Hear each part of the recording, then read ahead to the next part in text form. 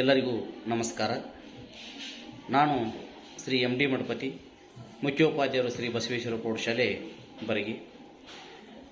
BVV ಸಂಘದ high school ಆಡಳಿತ ಮಂಡಳಿಯಿಂದ ಆಯೋಜಿಸಿರತಕ್ಕಂಥ ಧಾರವಾಡದ ಸಿಡ್ಯಾಕ್ನಲ್ಲಿ ನಡೆದ 2 ದಿನದ ತರಬೇತಿಯ ಅನುಭವವನ್ನು ತಮ್ಮ ಮುಂದೆ ಹೇಳ್ತಾ ಇದ್ದೀವಿ.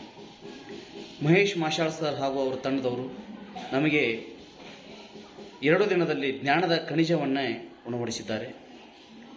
ಮಹೇಶ್ ಮಾಷಾಳ್ ಸರ್ ಹಾಗೂ ಶಿವಪ್ರಸಾದ್ ಸರ್ ಮತ್ತು ದೀಪಾ ಮೇಡಮ್ ಅವರು ನಮಗೆ ಬೋಧನೆಯಲ್ಲಿ ಎದುರಾಗಬಹುದಾದ ಸಮಸ್ಯೆಗಳು ಯಾವುವು, ಅವುಗಳನ್ನು ಹೇಗೆ ಪರಿಹರಿಸಿಕೊಳ್ಬೇಕು ಅನ್ನತಕ್ಕಂಥದ್ದರ 2 ದಿನದಲ್ಲಿ ನಮಗೆ ತಿಳಿಸಿಕೊಟ್ಟಿದ್ದಾರೆ. ಜೊತೆಗೆ ಥಿಂಕ್, ಪೇರ್, ಸೇರ್ ಇದು ಬಹಳ ಅದ್ಭುತವಾಗಿರ್ತಕ್ಕಂಥ ವಿಚಾರ.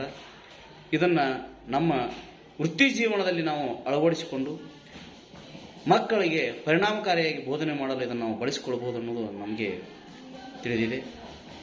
ಅಷ್ಟೇ ಅಲ್ಲದೆ ಮಕ್ಕಳ ಮನಸ್ಸನ್ನು ಅರಿಯದೆ ನಾವು ಪಾಠ ಮಾಡಿದರೆ ನಮ್ಮ ಪಾಠ ಯಶಸ್ಸು ಆಗುವುದಿಲ್ಲ ಅನ್ನತಕ್ಕಂಥದ್ದನ್ನು ಕೂಡ ನಾವು ಈ ಸಂದರ್ಭದಲ್ಲಿ ಅರ್ಥ ಮಾಡಿಕೊಂಡಿದ್ದೇವೆ. ಇಲ್ಲಿ ಗಮನಿಸಬೇಕಾದದ್ದು, ಯಾವ ಮಗುವು ಕೂಡ ದಡ್ಡನಲ್ಲ, ಯಾವ ಮಗುವು ಕೂಡ ಜಾಣನಲ್ಲ. ಮಗುವಿನ ಮನಸ್ಸನ್ನು ಅರ್ಥೈಸಿಕೊಳ್ಳುವುದರಲ್ಲಿ ನಾವೆಲ್ಲರೂ ಎಡವಿದ್ದೇವೆ. ಅದನ್ನು ಸರಿಪಡಿಸಿಕೊಂಡು ಹೋದರೆ ನಾವು ಯಶಸ್ಸನ್ನು ಕಾಣಬಹುದು ಅಂತಕ್ಕಂಥ ವಿಚಾರವನ್ನು ಈ ಸಂದರ್ಭದಲ್ಲಿ ಕಂಡುಕೊಂಡೆ. ಹಾಗೆಯೇ ಸಾಧನೆ ಇಲ್ಲದೆ ಸತ್ತರೆ ಸಾವಿಗೆ ಅವಮಾನ, ಆದರ್ಶವಿಲ್ಲದೆ ಬದುಕಿದರೆ ಬದುಕಿಗೆ ಅವಮಾನ.